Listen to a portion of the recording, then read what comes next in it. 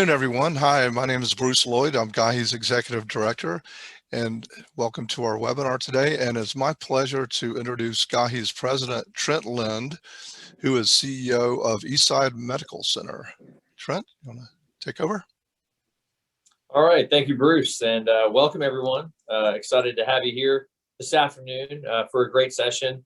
As always, we've felt really good about the topics we put out. Really proud of our programs committee for putting together just again on-point topics as we continue to hopefully exit the pandemic we face, and certainly a lot of good takeaways, not only specific to current environment, but certainly hot topics outside of COVID, which I think we all appreciate as well. As you see, today's topic, evolving technologies impact on programming, creating clinically adaptable designs. So really excited to have this topic for you today. But certainly want to take some time to recognize folks that helped to make this happen. So let's jump into that.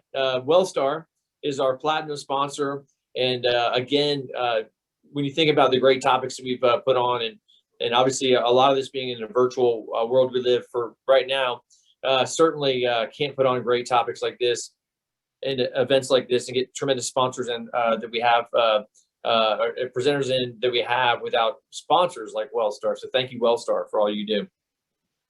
Our gold level sponsors: Cancer Treatment Centers of America, Sound Physicians, Metro Atlanta Ambulance Services, Beck, Protivity, Phillips, and HCA TriStar Division. Thank you to our gold sponsors. And then our silver sponsors: DT Spade, KCA Firm, SSR, and Nagel and Associates. Again, thank you so much to our sponsors for helping to provide support to GAHE in our wonderful events.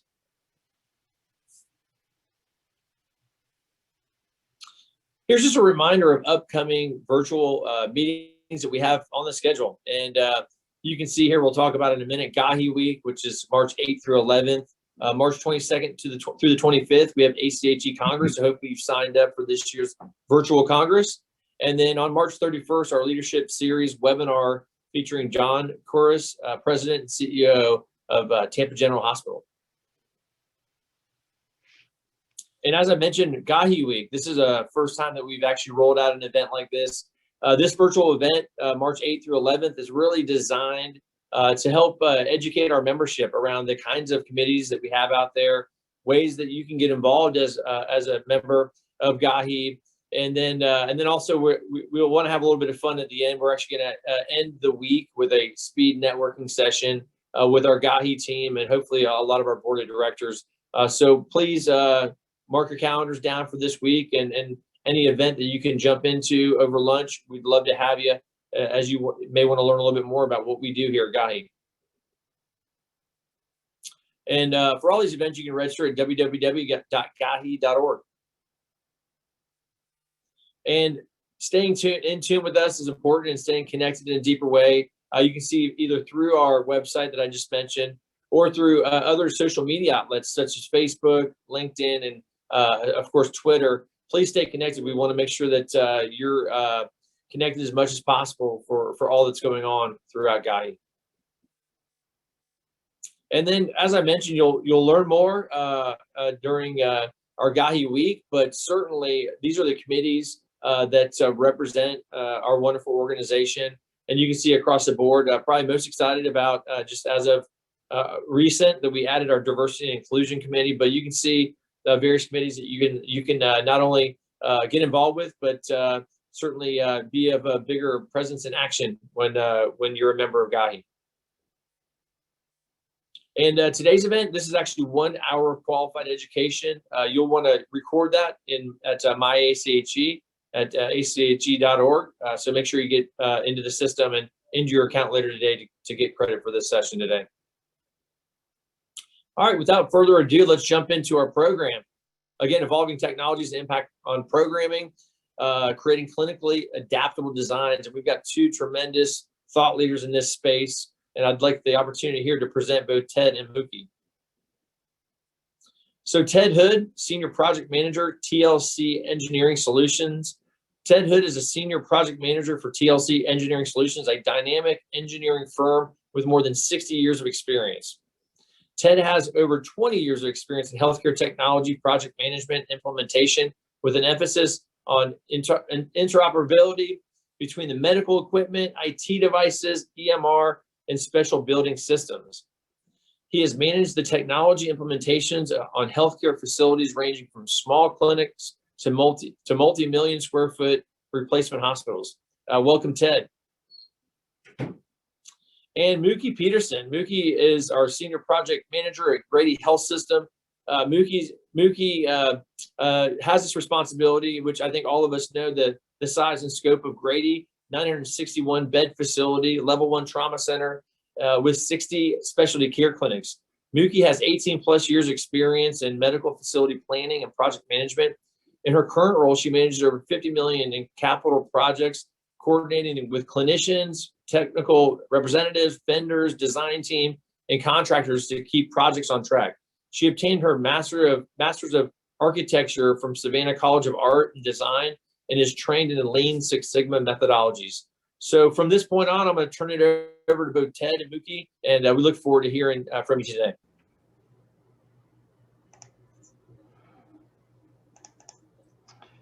Thank you, everyone. Greatly appreciate your time. Wanted to jump right into this. We've got quite a bit of the content that Mookie and I have put together, and it's pretty expansive. We've got probably about 45 minutes worth of information that we're going to go through. And we do have an intro, but I wanted to just jump right into some of the learning objectives of what we want to walk away with today. We're going to look at some of the existing facilities and how they're incorporating advanced technologies to improve patient safety and healthcare outcomes. We're going to look at some current technologies and integrated building systems that are impacting programming and provide better outcomes.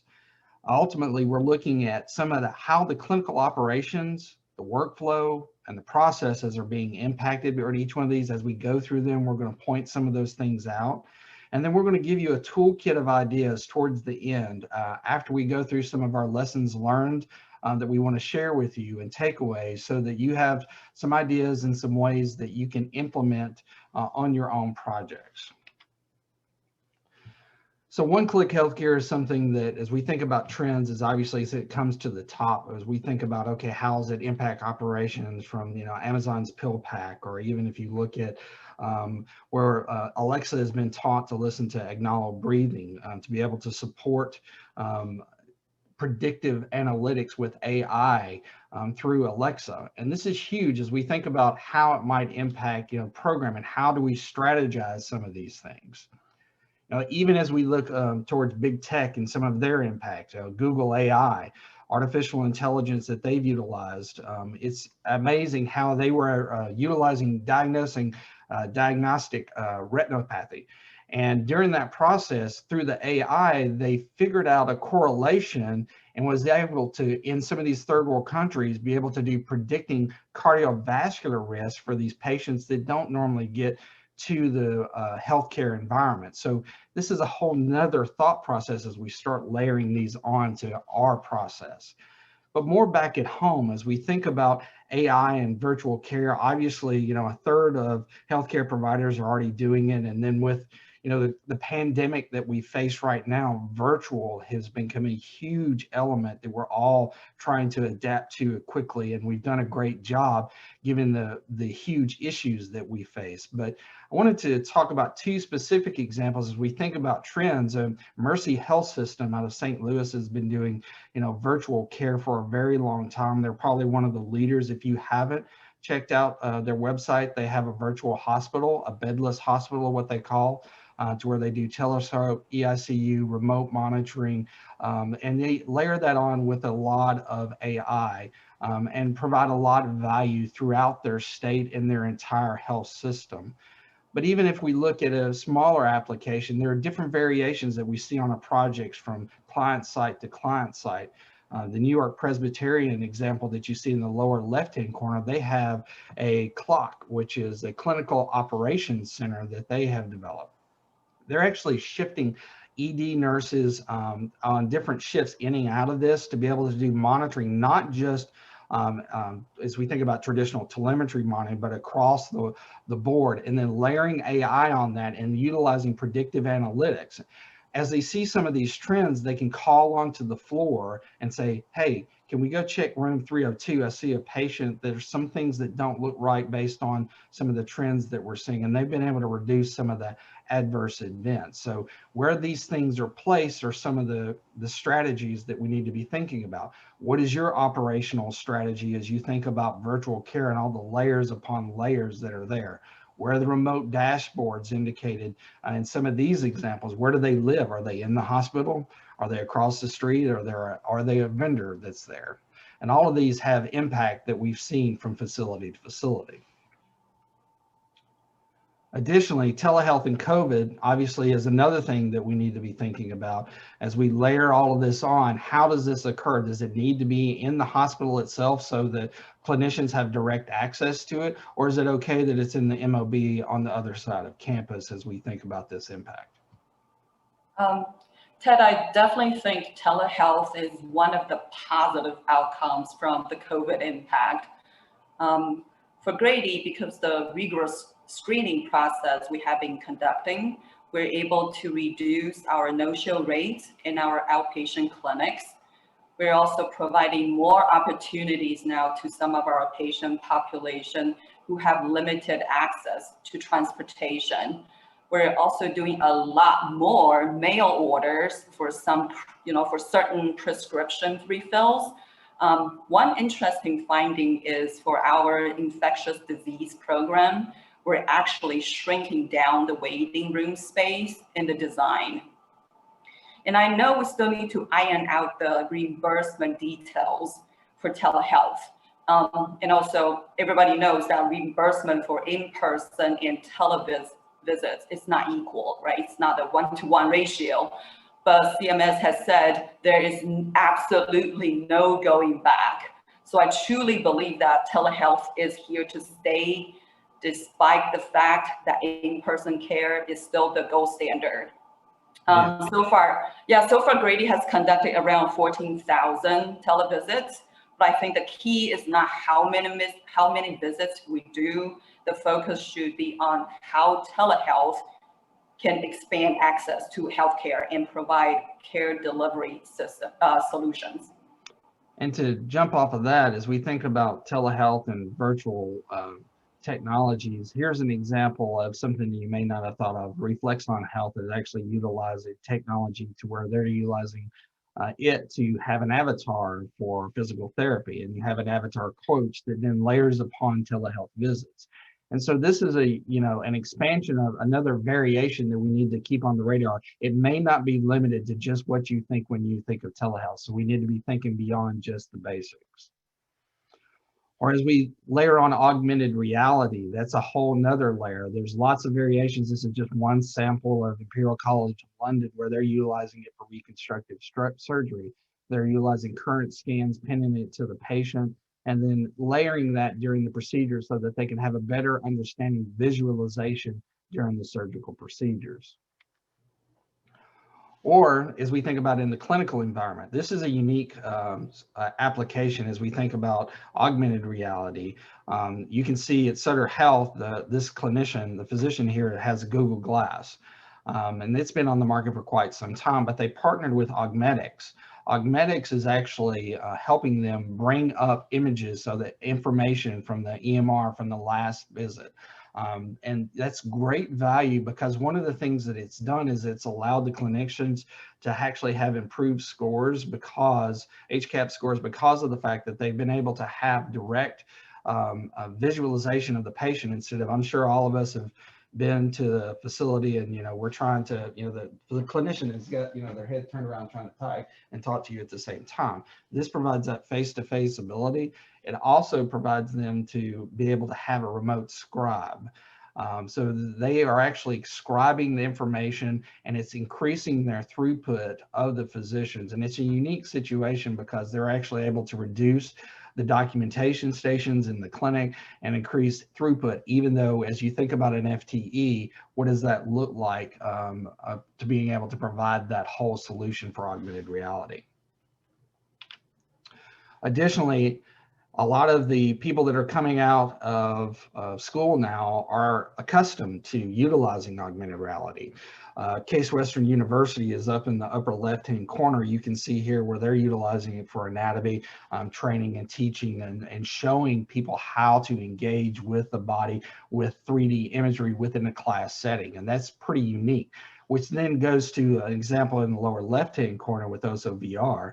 Now, what they're doing is this is a full immersion, to where when we're talking about virtual reality, they've got the headset, they've got the ears, and these are mock cases. So if a particular surgeon hadn't done a particular procedure with a device, there are these similar handheld devices, as you can see in his hand, to where he's mocking the procedure. So he has a feel and an understanding virtually through augmented or through virtual reality. Or in the example you see in the center of the screen, now this, the two clinicians that are staring at the table, actually what they're seeing is that patient, that virtual patient to the right from SimX. This provides them to have case scenarios to where they can react. Now, as we think about all these things, obviously these are headsets. And so how do we plan for, headsets? Well, they're fixed sensors for some of these when we start talking about virtual reality. Where are the charging stations? Can this occur in our education department? Is it in mixed use spaces? Thinking about these things early on helps you provide an adaptable space as we're thinking about how to implement this in our facilities, because we see this as a growing trend. 3D printing is probably something that you've heard some things about. There's different variations. Frankly, the FDA has struggled with keeping up with it. You may not be aware of this, but you can go check it out yourself. In December of 2017, they released their first guidelines with it, which was pretty wide because they're having trouble staying in front of it. They're trying to get in front of it, but they keep adapting this. Now, obviously there's implants, but even as we think about medicine, printed medicine, I don't think we're ever going to see ibuprofen being printed on the floors of your facility, but precision medicine, maybe. I mean, as we think about that, where's that going to go in your pharmacy area? Have we thought about how we can adapt this? Or active armor, as we think about printed casts, to where it's for the patient, to where they can actually get the cast wet and be active. Or my favorite version is the lower right-hand corner.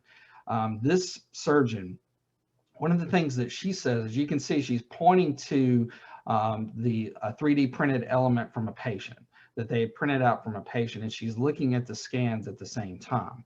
The value that she said that it brought her was that frequently she would not be able to sleep the night before, worried about when she was going to make that first incision in the right location. But having that 3D element and viewing it with the scans brought a huge value to the care that she's providing. Now, as we think about planning and adaptive spaces, obviously they've had to cram this into a biomed area to try to make do, but pre-surgical planning areas, where should these be? Can it be, in a multi-use space?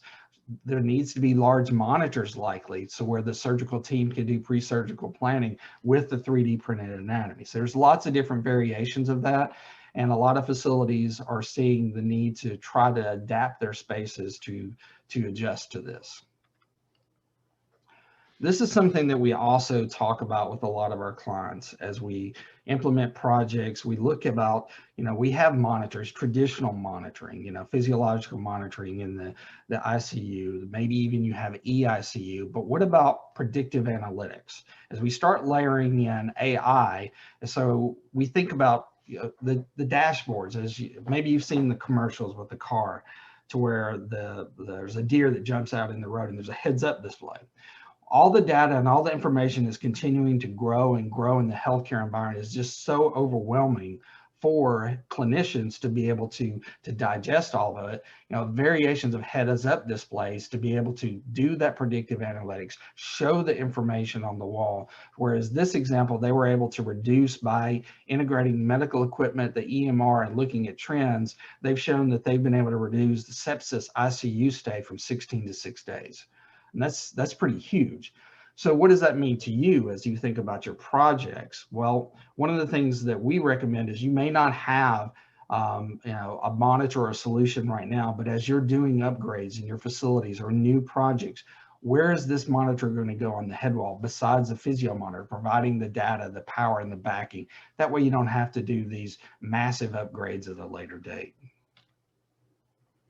Another trend that's, different variations you've seen, like the Atheon, to where there's material management support, or even if you look at the relay, to where it's doing actually plant samples. There's different variations. This is just blood samples going to the floor, being transported back and forth. Or Diligent Texas Health Resources actually trialed this Diligent robotic to actually go and pull actual supplies from the unit itself. There's different variations of this. But thinking about trends and how we need to be thinking about material transport, supplies, things of that nature, as we do adaptive spaces, you may not realize that we need to be thinking about don't choosing the most cheapest flooring type, making sure that your flooring is resilient enough to be able to manage the transport of some of these areas. Or what about, have we thought about wall area for calling these things on demand to the unit? There's lots of variations of this, and as you start refining your own approach, which we'll talk a little bit later as we think about visioning, these things become very important. And then finally, I think artificial intelligence is one of my favorite examples from Ochsner Health. And what they were actually able to do was take Epic's machine learning AI platform, integrate it with the medical equipment, and then they were able to determine trends, so that when they had patients that were coming off the ICU into the floors themselves, they were actually showing that they could reduce the codes by like 30%. And that's huge as you think about, being able to provide that value of care and then coming back possibly, or causing, some huge adverse event. And they were able to do this with predictive analytics and sending alerts to the phone and say, hey, we've got a patient that's trending negatively. Let's go in there and check them out. Now, to branch off a little bit differently, as we think about digital signage, wayfinding, and interactive walls, there's different variations that you'll see. I mean, there's, the Gozio Bluetooth solutions that you can have, through your phone. You can actually walk in and know where to go. Or as you can see here in this video, these kids can color these little images and insert them directly into the environment. And it's huge because it's an interactive wall for them. There's lots of different variations, as you probably are aware, that provide these that are there. But even scheduling conference rooms, all of these things are things that we're constantly seeing a growth more and more right now, especially with digital signage. And as we think about, branding and messaging, and hey, go check out the bistro, or, utilizing digital signage in lounges, staff lounges, so that HR can update the content and send out messaging to staff. There's lots of different variations, and we've seen a growth in that particular area as well. Yeah, so Ted, Grady has not settled on this final decision on this matter, digital signage. When I talked to the chief of marketing, she had concerns about content management. The issues we had are staff and content. So who curates the content, who approves it? And all of this can be very time consuming and labor intensive. Yes, that's a great point. A lot of facilities struggle with that. And one of the things that we've seen, different facilities, there are some service providers, vendors that will provide this content, but ultimately you have to have a champion, someone who's going to own the material and the content. And a lot of facilities don't have that quite developed yet. So as you're thinking about digital signage, that is an operational element that definitely needs to be tagged onto it.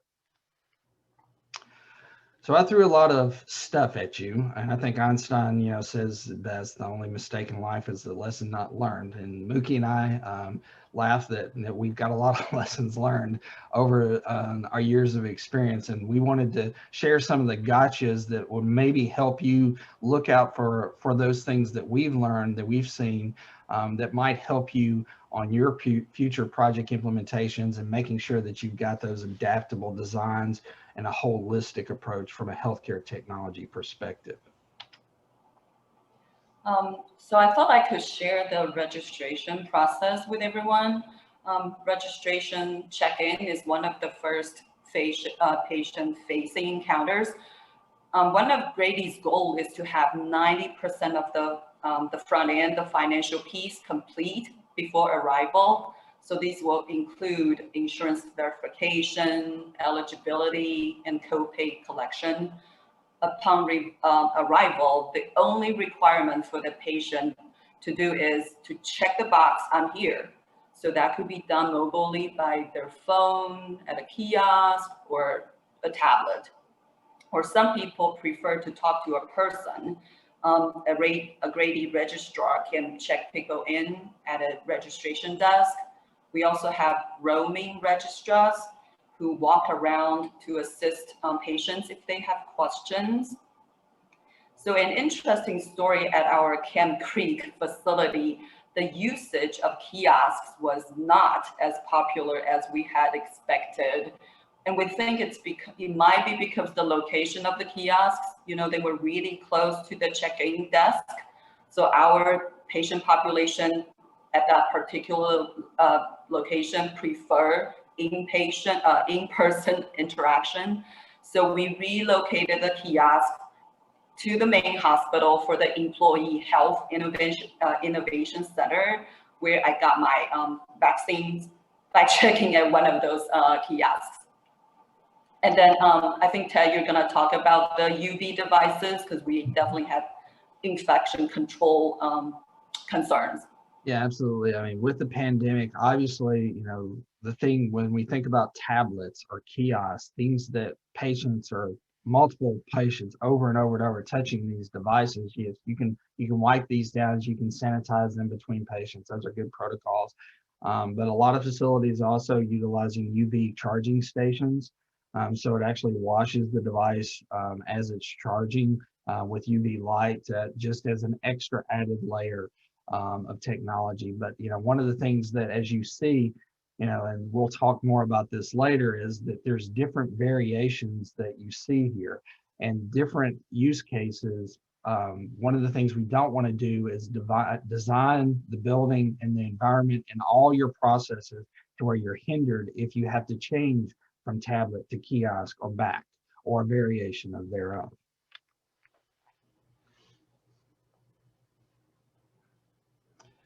So as we think about technology budgeting challenges, that's something that's huge. That Mookie, I know that's one of the things that drives you crazy, trying to get all of that information pulled together. And we wanted to share some of the things that we've seen that were challenges on different projects over the years. Yes, thank you, Ted. I was on mute. Aside from patient care and staff retention, being our #1 priority, money and time are also two metrics I don't think we can ignore. It is important to collaborate with IT from the very beginning of the project. Incomplete coordination or miscommunication could be expensive, which could cause us to go back to the board for more money, and that's probably not ideal. So the first example I want to share with you is for new services, we forgot to include the technology license, and that is $100,000 per license. And if you have 4 GI labs, you can do the math. Yeah, an example I had was there was about $115,000 project hit that came up that we were able to roll back, luckily, because we caught it in time. But with the advancements of the technologies and how they overlap in the integrations, there was actually a temperature monitoring system that was already included in the project. But because the silos that we had and lack of communication within the different groups within the project, what ended up happening was a PO almost got issued for $115,000 for a temperature monitoring system that was already in the project. For $500,000, it's a big bust. So for that project, everything was converging together. The ownership of this particular medical device was transitioning from IT to biomed, and the software was obsolete. The hardware was not able to integrate with the new software, and then we ran out of server space. So that was expensive. Yeah, those are challenges, a lot of unforeseen costs that are in the background, and that's why engaging your IT group early on in the project is always provides a lot of value to make sure we catch those gotchas.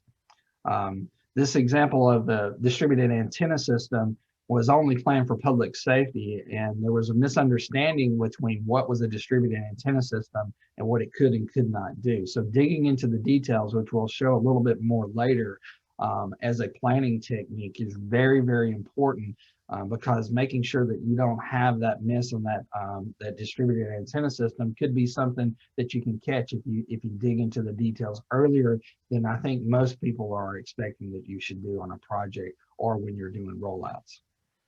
Yeah, like the first time I didn't know what's GAHs.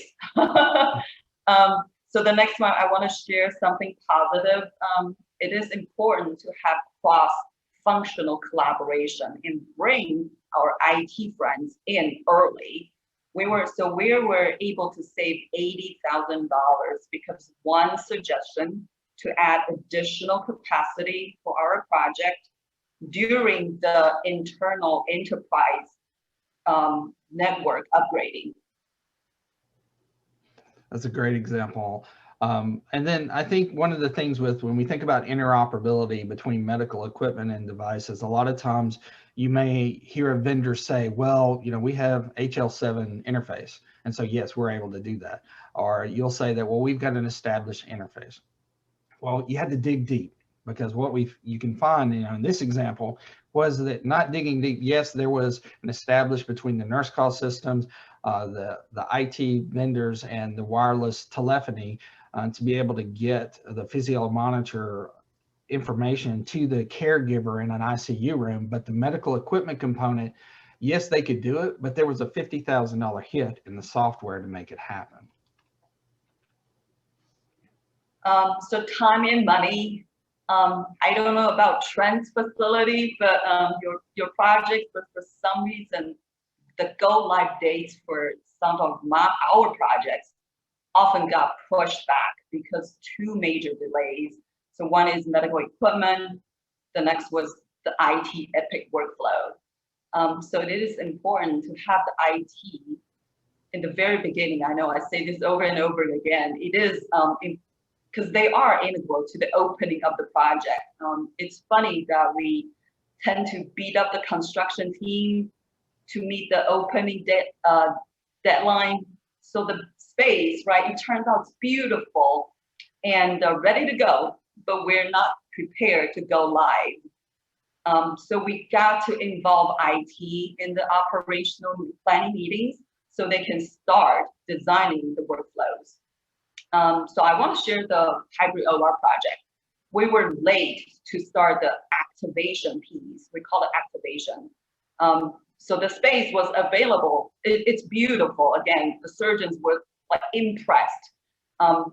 So the space was available in November, but the go live date was pushed back till February. It's because we underestimated the amount of Epic work that had to be done.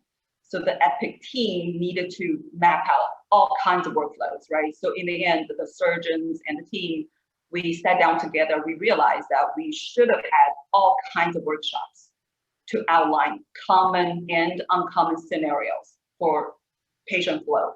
From the very beginning, the surgeons order the case all the way to discharge. So workflow. Yeah, absolutely. Workflow is a huge element as we think about, planning and for your project, whether it's a rollout or whether or not it's a new project, renovation, making sure that you do those operational things and layer that in earlier than you anticipate will really help make sure that we don't have issues as we move forward. So I wanted to talk a little bit about access. One of the things, I'm a techie. I love the devices. We all have these phones right here, no more than 3-4 feet away from us 24 hours a day. And, we do all kinds of things, and we love these things. The technologies, the kiosks, the integrations, all of these things are huge, but we don't need to forget the demographics. And I think that One of the things that we want to make sure is having that access, regardless of the age, whether they have the ability to do it. A lot of people don't have the ability to have smartphones. And I was actually surprised, I did a little research to see what does it look like.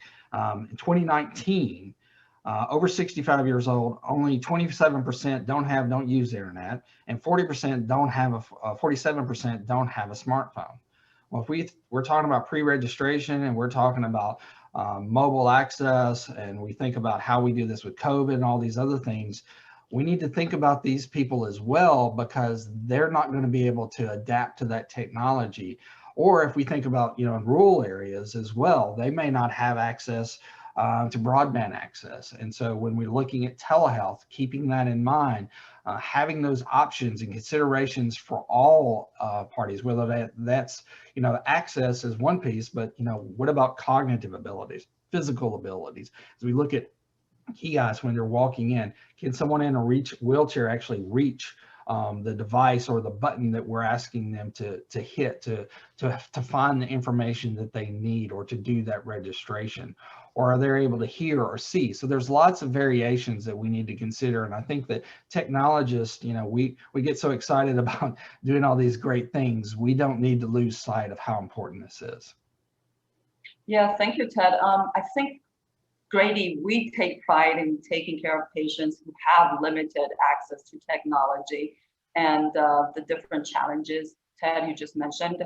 But at the other end of the spectrum, we encourage our patients and clinicians to take advantage of technology to help patients access their health information. Some of our clinics were shocked. They were surprised when they see the numbers, when we show them, hey, how many people have signed up for my chart for those certain patient population. And I want to share something I learned from attending our cancer PFAC meeting in January. So by federal law, that all clinical notes must not be blocked. So for us to respond to this law, it's called the 21st Century Cures Act Open Notes. So Grady is now providing electronic access via MyChart with access to all lab, pathology, and imaging results.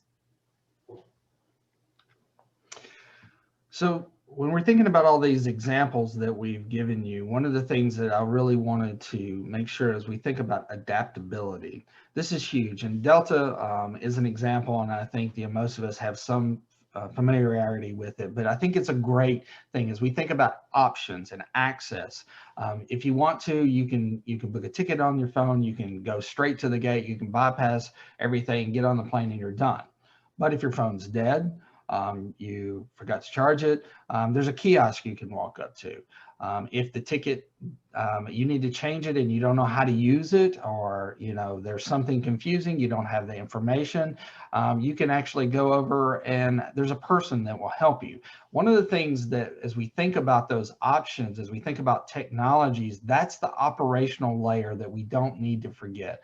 And a lot of times providing the ability to do that is huge. We don't need to design the entire facility, the entrance, the approach, and our processes around one technology. Because when we think about the shelf life of technologies, it's going to change rapidly, a lot more rapidly than that casework or that built environment. So making sure that you have the space or an area just placed over to say, here's where a kiosk might go, and here's where our tablets might reside, and here's where it will be able to get a person to approach this person to help them that needs help because they're having difficulty.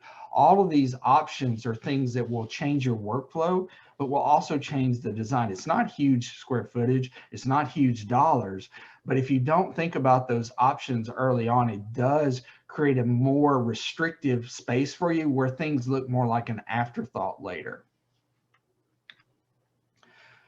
So we want to talk about, some toolkit ideas. I told you that we were going to give you some concepts and some approaches that might help you on your existing facilities or new projects. Yeah, so hopefully we have convinced you enough to engage IT early on. Commitments from leadership can smooth out potential obstacles. I work closely with my chief strategy officer. So that's a big plus. For the vendor selections, so for this particular project, CAS project, we try to engage consultants for the IT clinical integration part.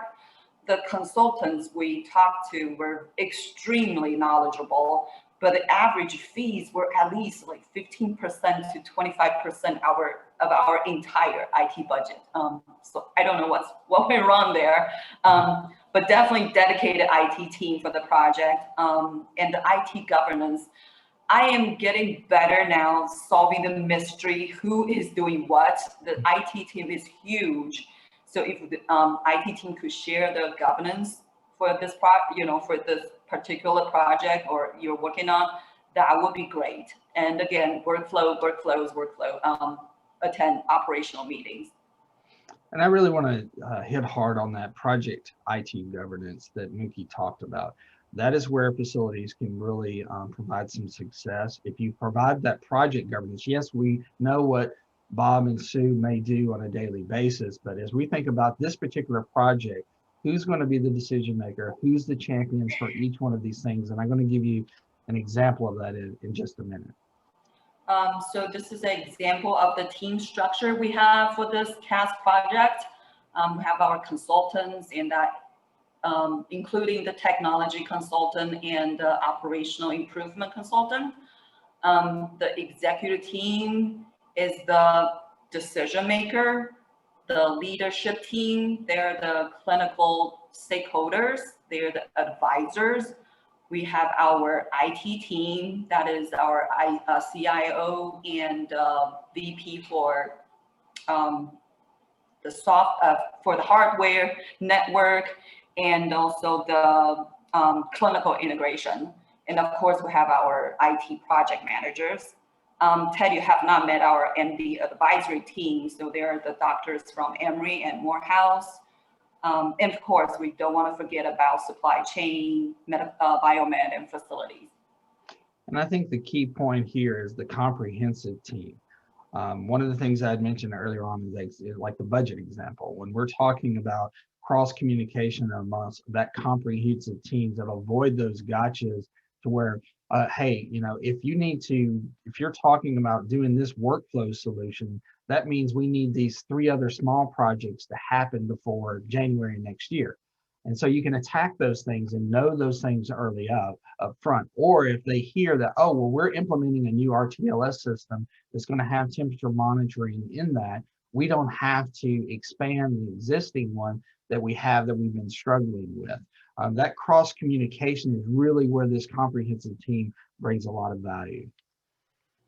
Now, here's something a little bit into the weeds, but I think it's important to take a minute as an example to dig into it. Now, I talked about some examples early on about making sure there's that communication, but assigning those roles and responsibilities into this minutia is really important when it comes to technology. Now, I had a teammate that worked with me that said going through this is like sticking a hot poker in your eye, but it is very important to make sure that you do this. Now, to the left is just some of the systems. Now, this is just a small sampling. I mean, this is pages and pages of information, but across the top, when you think about planning and design, a lot of times we stop there. We say, okay, who's going to design it? And then you assign those people, and you can see the names in the lower left-hand corner, who's responsible for planning and design and budgeting. A lot of times we stop there, and then we think that we're good. But look at all the other things that are across the top, that if you dig into it, you will be surprised, if you spend the hour going through this, how much confusion there might be within the group for the project. Who's going to furnish it? Is there going to be a survey? Are drawings and specs going to be done? What about the systems interfaces that we talked about when we're thinking about interoperability? And when you do have all of those things, who's going to procure it? Where's the delivery and receiving? How does that happen for each one of these technologies? What if it's relocating? Who's responsible for it? Where the money is coming from that? The installation setup. And then just because it all turns on and the lights work or the devices are there or the systems are functional, you're not done. What about that operational configuration to where it actually needs to be programmed to meet the clinician's need? And then who's going to test that to make sure that all of that was met? And then finally, the training. That's a huge component. making sure that you have clear, comprehensive training for these technologies can really make or break a go live when we think about all these special systems, integrations, and layers. So it's very complicated, but breaking it beyond in your projects, beyond just planning and design and cost estimating, can really bring you a lot of value. So we've talked a little bit about different things on a project specific level, but let's talk about visioning. Visioning for technology is something that a lot of facilities that are successful that we work with, and catching those things early and seeing how it marries with their built environment master plans are really important. You'll have a facilities master plan, and a lot of, everybody has variations of those, and they may actually have MEP that layers in this, but taking the healthcare technology and layering that on is very, very valuable, and marrying it to your plan, your facilities plan, so that all those people, those comprehensive team that we talked about, biomed, IT, facilities, security, and then the department heads, but then looking at it not just for the device's sake, but what are the clinical, technical, and operational goals that we've given you examples of. But looking beyond what you do today, a lot of facilities struggle in this area. I gave some examples at the very beginning of our presentation of trends. Thinking about, okay, we're building this wing, this renovation, or we're rolling out this solution to support us for 5-10 years. We want to make sure that the spaces that we're designing also can support that. So we need to look beyond just, your current things, what you're doing. Well, in the OR, we do this, or in outpatient, we do that. And this is the way we handle it with these technologies. But what about in 5 years from now? What is your roadmap to get you there? Looking at that and benchmarking what other facilities have done can really help open that discussion a lot more with your clinicians, to let them say, hey, there are some other people in other facilities that are doing great things. Maybe we should explore that.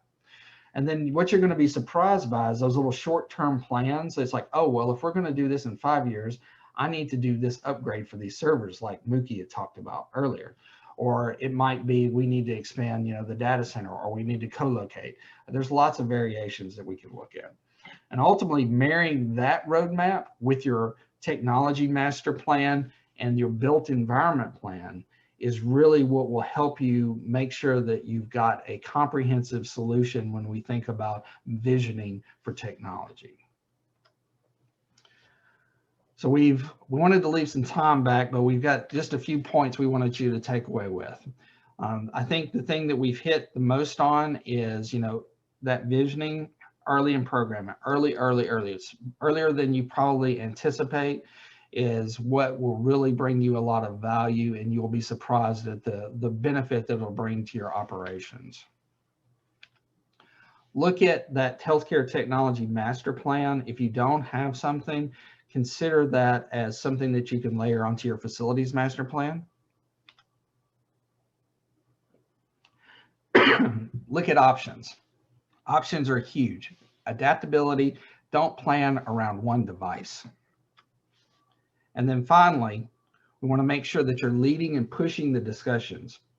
Don't let your clinicians replicate what they're doing today when you need something that needs to be adaptable for 5 and 10 years out.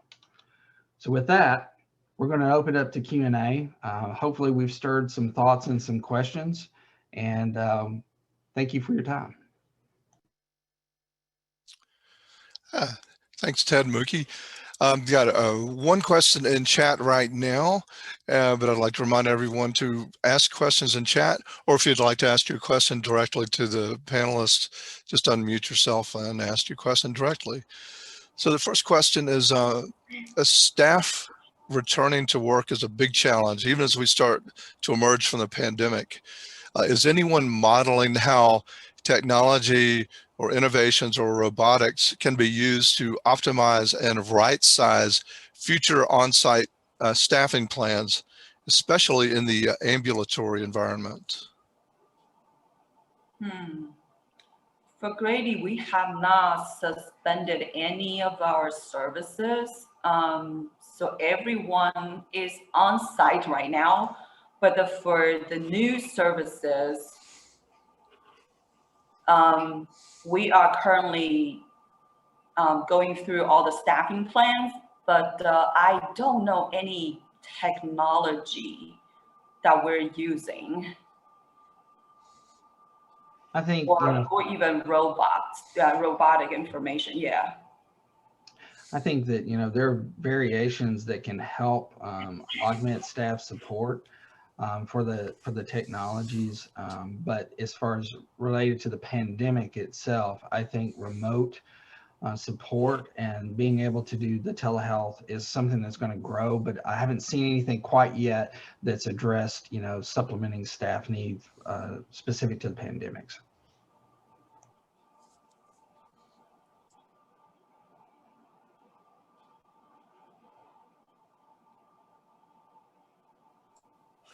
Any other questions for the panelists?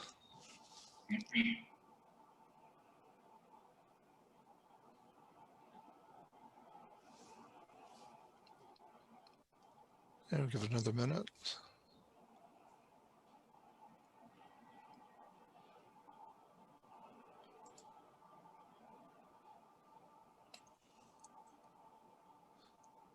Okay, any closing thoughts, Ted or Mookie?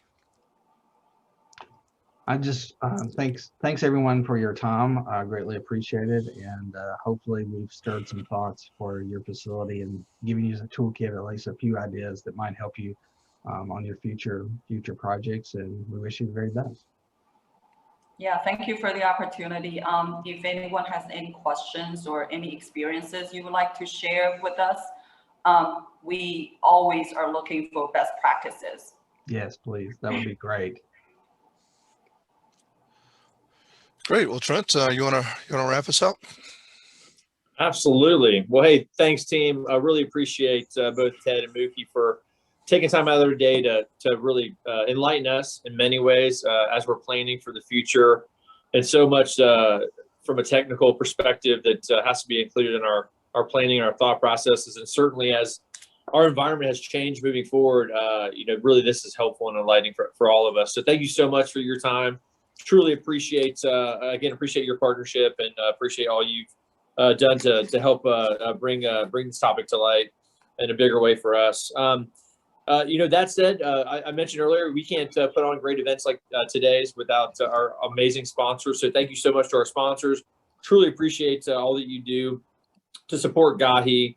And again, I think for those on the line that may or may not know on our call today, GAHE is the second largest chapter across all of the United States as part of ACHE, and just really proud of our membership across Georgia. Also, you're going to get an evaluation after this meeting concludes, and so please take time to give us your feedback, because really we can't put on amazing events like this without your feedback as well, and make these events better and more tangible. So typically that feedback has been tremendous, and I'm already seeing all the feedback that we're getting online here right now, and really tremendous. But if there's anything we can do to improve our sessions for you, we want to make sure we're doing that. Another reminder, one qualified educational hour that you received from today's event. So go to ache.org and to my ACHE to go ahead and log these hours. Last but not least, thank you for your leadership. Again, Georgia has been through a lot, as all of our other states across the country in these past 12 months. And so really do appreciate all that you do as leaders in our healthcare system here in Georgia to make healthcare brighter in the future. So thanks so much, and look forward to seeing everyone in future sessions. Thanks. Take care. Thanks again, everyone. Thanks. Have a great day. Thank you, guys. Appreciate it.